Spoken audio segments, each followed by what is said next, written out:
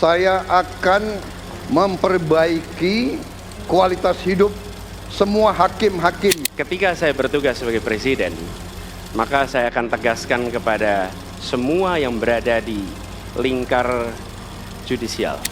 Tapi dalam konteks kekinian, saya terpaksa, ini mohon maaf Pak ini, terpaksa sekali saya harus bertanya. Saya lagi nyari jawabannya Prof. Mahfud. Saya juga ingin mencari jawabannya ngawur juga itu. Kualitas pangan kita bergantung juga kemampuan kita memfasilitasi.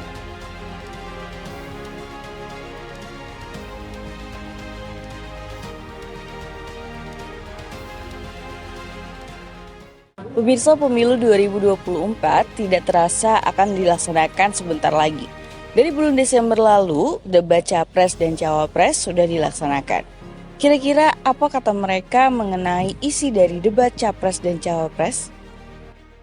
Di Indonesia, Komisi Pemilihan Umum (KPU) bertanggung jawab dalam menyelenggarakan debat antar calon presiden dan calon wakil presiden.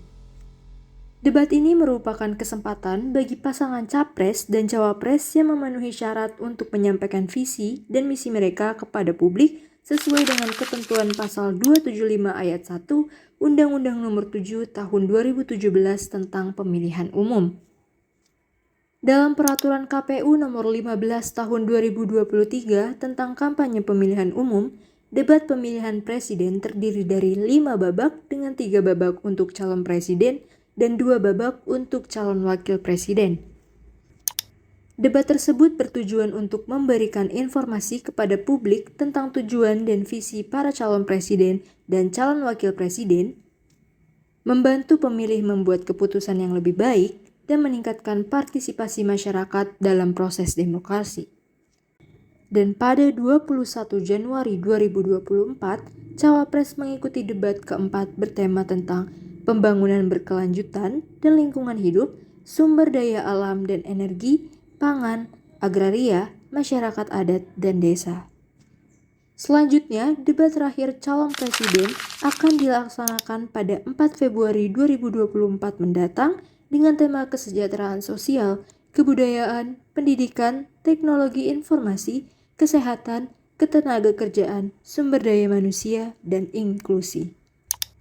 Saat ini debat Capres telah mencapai babak keempat, lalu bagaimana tanggapan para mahasiswa tentang visi, misi, dan program yang dibahas selama debat yang telah dilakukan? Apa kata mereka? Halo Kak, namanya siapa? Nama aku Wahyu. Perkenalkan, nama gue Krisna Bayu. Aku Imam. Kak, kan sekarang itu debat Capres dan Cawapres udah masuki babak yang keempat ya, kemarin banget nih. Nah, kira-kira sejauh ini gimana tanggapan kakak setelah menyaksikan debat Capres dan Cawapres sejauh ini? Sejauh ini sih setelah melihat debat Cawapres ya dari yang pertama sampai yang sekarang, kalau dilihat sih dari masing-masing Capres dan Cawapres sudah mulai menunjukkan lah gimana cara mereka menanggapi pertanyaan-pertanyaan atau argumen-argumen, gimana cara mereka mempertahankan argumennya itu sendiri. Jadi ya sudah mulai terlihat cara mereka mengatasi mungkin masalah untuk kedepannya ketika mereka mungkin dari salah satu ada yang jadi presiden nanti atau gimana. Tapi ya udah bagus sih dari masing-masing Capres untuk sejauh ini. Untuk yang udah gue tonton sih selama debat Cawapres dan Cawapres sampai saat ini, menurut gue sangat bagus sih, soalnya mereka itu dari masing-masing paslon mengemukakan pandangan dan gagasan mereka dan tentang visi misi mereka tentang apa yang mereka bangun untuk negara ini nanti di 2024. Jadi kayak visi misinya udah tertata, udah Iya. Menurut gue kalau gue yang lihat ya, tapi gue lebih nonton ke debat Capres sih. Kalau Capres menurut gue tuh lebih ke sindir-sindiran sih. Menurut gue tuh kita harus adu gagasan, jangan adu sindir-sindiran. Menurut gue tuh gitu doang sih. Jadi kayak isi debatnya kurang gitu ya menurut kakak? Kurang, harusnya kita adu gagasan, bukan adu sindir-sindiran. Kakak udah menentukan belum sih ingin memilih siapa setelah menonton debat tersebut? Kalau untuk pilihan sih sebenarnya masih sedikit bingung sih untuk memilih siapa, karena memang menurut saya pribadi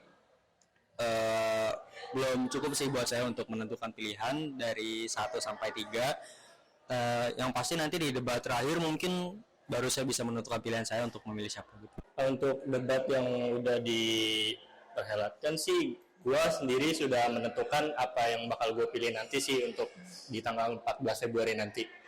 Intinya nggak golput ya kak? Nggak golput, dosa kan kata MUI. Oh sudah, pasti sudah. Sudah ada gitu ya. Sudah ada.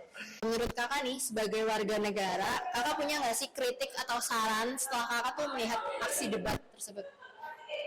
Untuk dari yang debat-debat sebelumnya sampai sekarang sih mungkin lebih ini aja ya, kayak materi itu lebih dipersiapin lagi untuk masing-masing capres, karena kan memang dari debat-debat sebelumnya pun ada beberapa yang kayak masih kurang atau belum paham mengenai materi apa yang disampaikan gitu ya, kayak tema-temanya itu harus lebih dipahamin lagi, sama jawabannya juga kalau bisa ya jangan kayak ngelantur kemana-mana gitu kan, kadang kayak jawabannya tuh banyak banget yang miss gitu ya, jadi nggak sesuai sama apa yang ditanyakan. Ya intinya lebih dipersiapkan lagi lah untuk tema apa yang bakal dibawakan ke depannya, jadi biar lebih siap lagi dan bisa lebih menunjukkan kualitas dari capres atau cawapres itu sendiri gitu, dengan kita tuh bisa menguasai tema apa yang sedang diusungkan gitu sih. Gue sih di debat terakhir untuk mendukung masing-masing paslonnya sendiri lebih tenang aja sih, soalnya kemarin gue nonton debat itu masih banyak pendukung-pendukung dari paslon mereka itu banyak yang kayak nyorakin nama-nama capresnya atau apa, lebih tenang aja sih, lebih kondusif lah. Mungkin kalau debat itu waktu diperpanjang ya, jangan cuma 2 menit, karena kalau orang 2 menit tuh susah ngomongnya, kita jelasin apapun pasti lebih bisa dari 2 menit ya, mungkin ditambah jadi 5 menit mungkin, lebih baiknya gitu. Oh jadi pertambahan waktu aja. Pertambahan waktu dan peraturan gitu, peraturan supaya tidak terlalu menyerang personal. Oh, gitu. Debat ini merupakan kesempatan bagi pasangan capres dan cawapres yang memenuhi syarat untuk menyampaikan visi dan misi mereka kepada publik. Baik pemirsa, itu dia tadi tanggapan para mahasiswa mengenai debat capres dan cawapres. Saya Windy Rianto beserta tim UGTV melaporkan.